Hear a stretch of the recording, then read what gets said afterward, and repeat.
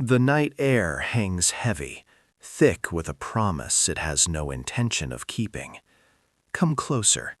Let us walk toward the edge of town, where the fog gathers like a shroud. You can see them, can't you?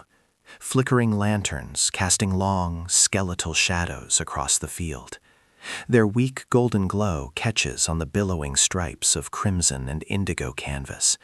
And if you listen, really listen, you can hear the faint, ghostly strains of a calliope. Its notes, once whimsical, now curl through the mist like crooked fingers, beckoning you toward an entrance that wasn't there yesterday. The path beneath our feet is soft with dew, and the air is a strange perfume of caramel corn, roasted nuts, and something else, something faintly metallic, like old blood. We arrive at the towering main gate. It is an ornate archway of wrought iron, twisted into the shapes of nightmares, weeping jesters and trapeze artists frozen mid-fall. The sign above it all reads in a swirling, mocking script, "Welcome to the Shrouded Circus, where wonders await." But the wonders here are not the kind you applaud. They are the kind that watch you from the shadows, their smiles painted a little too wide. As you step inside, the world shifts. The air grows still. The grounds are alive, yes, but not with joy. Performers on stilts move with an unnatural grace, their sequined costumes shimmering like fish scales in the gloom. Jugglers toss not flaming clubs, but what look like glowing bones into the sky. And everywhere you look there are tents, each a silent promise of a different kind of fear. The clockwork menagerie, Madame Fortuna's final vision, the spectral marionettes. But the real show, the one that truly matters. Step away from the circus and into the crumbling corridors of an abandoned theater, where dust motes dance in the amber glow of a single, forgotten spotlight. The air here still hums with the echoes of applause, faint, spectral whispers of an audience long since turned to dust. The velvet seats, faded and torn, remember a time when this hall was filled with life. But these echoes are more than memories. They are silent witnesses to ambition, to heartbreak, and to a secret that was buried behind the stage. In the heart of this haunted silence lies an artifact that chills the blood, a diary, its leather cover cracked and flecked with age, its pages stained a deep, unsettling crimson. It was found tucked behind the warped woodwork of the orchestra pit, bearing the simple initials E.W. This was the diary of Eliza Warren, a promising young actress whose star was on the rise in the spring of 1926. Her words begin with the breathless energy of youth, tales of opening night jitters, the intoxicating roar of a standing ovation. But as you turn the pages, a shadow falls across her script. Her entries take a darker turn. She writes of strange noises after midnight, a piano in the empty hall playing a mournful tune, the unnerving sensation of unseen eyes watching from the high balcony. An overwhelming dread, she writes, that crept in with the fog each evening. On the night of the theater's grandest performance, Eliza's words become frantic.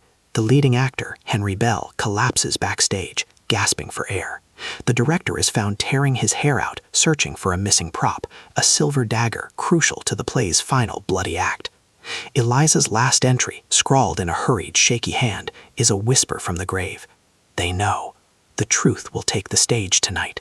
If I don't return, let this be the record.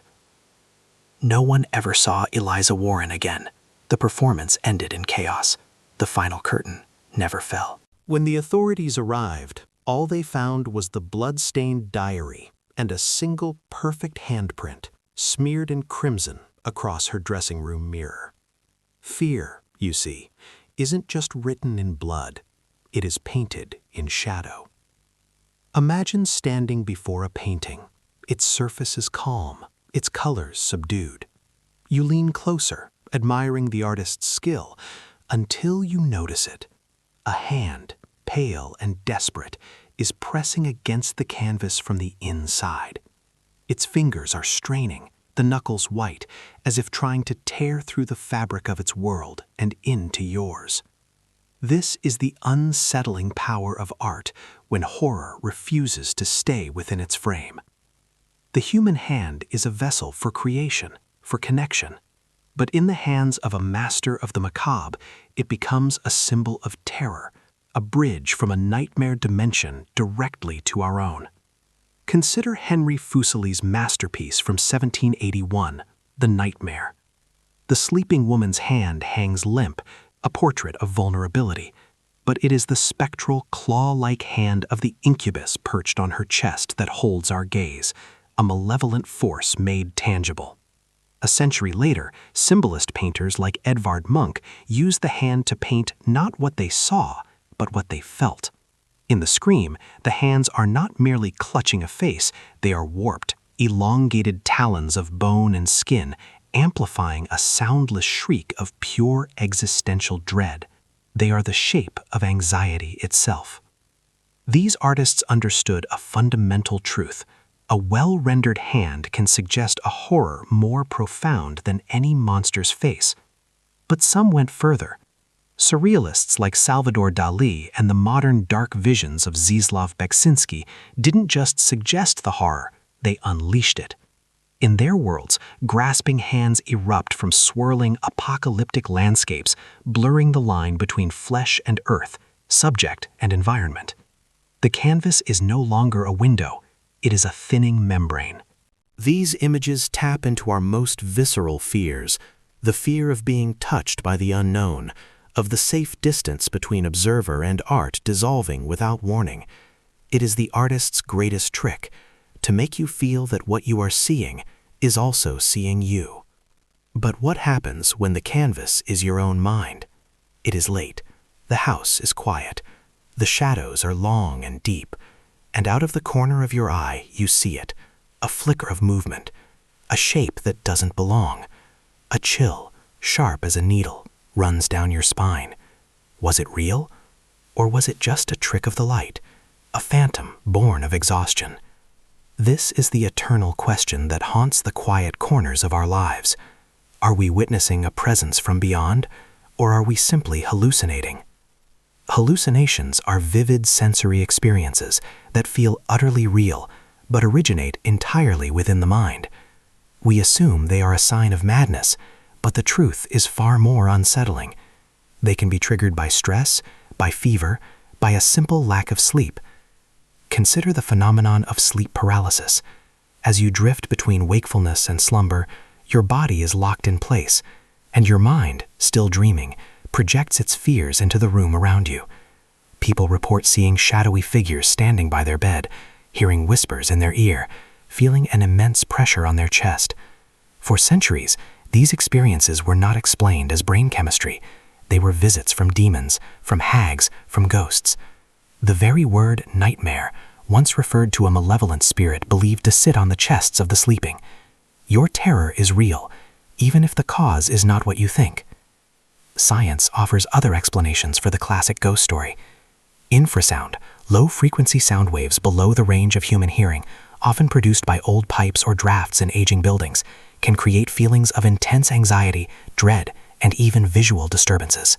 A cold spot in a room could be a simple draft, but in a house rumored to be haunted, it becomes the touch of a ghost.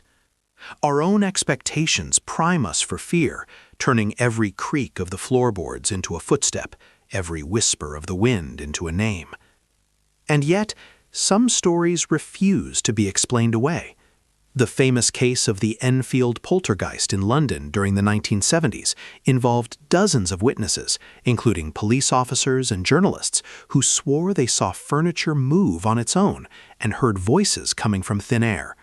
Skeptics cried hoax, but even seasoned investigators were left struggling to explain everything they had witnessed. So when you find yourself confronting the impossible, caught in that terrifying dance between reality and perception, you must ask yourself, are you merely exploring the dark corners of your own consciousness, or has something from the darkness noticed you? The line between perception and reality can be blurred by our own biology, but sometimes the deception is deliberate, a carefully crafted illusion meant to fool the world. Picture a bustling art gallery, Spotlights illuminate a canvas so raw, so powerful, it silences the room. The artist, a celebrated genius, is hailed for his posthumous masterpiece. There's just one problem. He didn't paint it. Welcome to the world of the dead artist's encore, where legacies are stolen and ghosts are forged for profit. Consider the case of Jean-Michel Basquiat. When he died in 1988 at the age of just 27, his fame exploded. Suddenly, previously unseen paintings and sketches flooded the market. The art world was ecstatic, but also deeply suspicious. Were these genuine lost works, or were they clever forgeries created to cash in on a tragedy?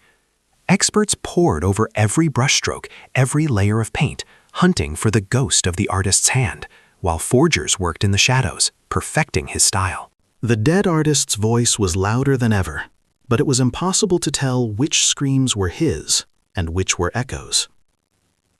Then there is the story of Elmire de Hory, a master forger who created hundreds of lost works by artists like Modigliani and Picasso. His creations were so convincing, they hung in prestigious museums for years. When the truth was finally revealed, it sent a shockwave through the art establishment. If the experts could be fooled so easily, what else was hiding in plain sight? The revelation forced a terrifying question. How many of the world's great masterpieces are actually the work of a phantom? But sometimes the encore is real. The photographer Vivian Mayer was a nanny who, in her spare time, took hundreds of thousands of stunning photographs, which she never showed to a soul.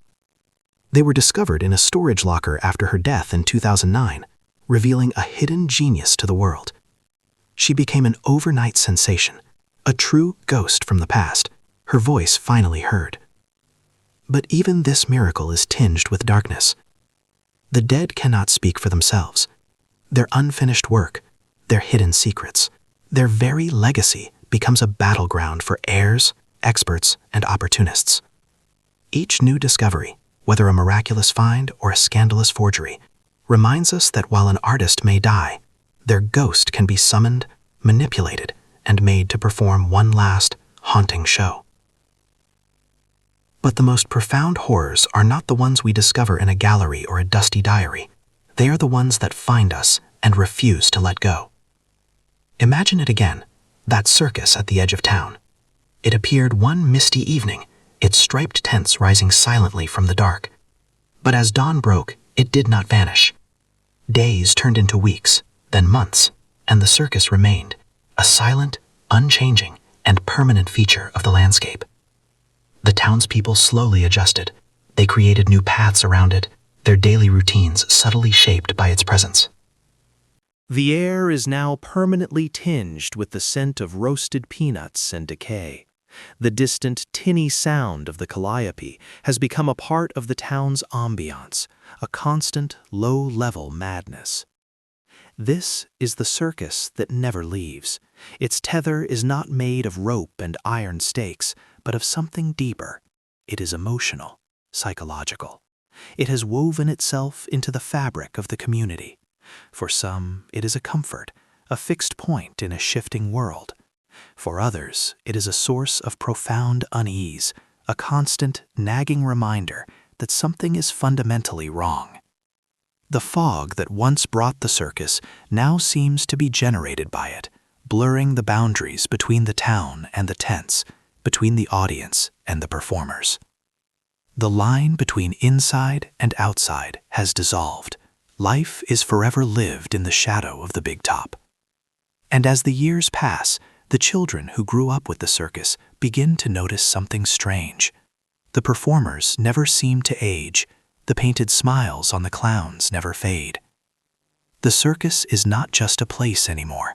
It has become a part of them, a tether to the fog that binds them to this place. And they begin to understand the terrible truth. You don't just visit the Shrouded Circus, you become part of the show.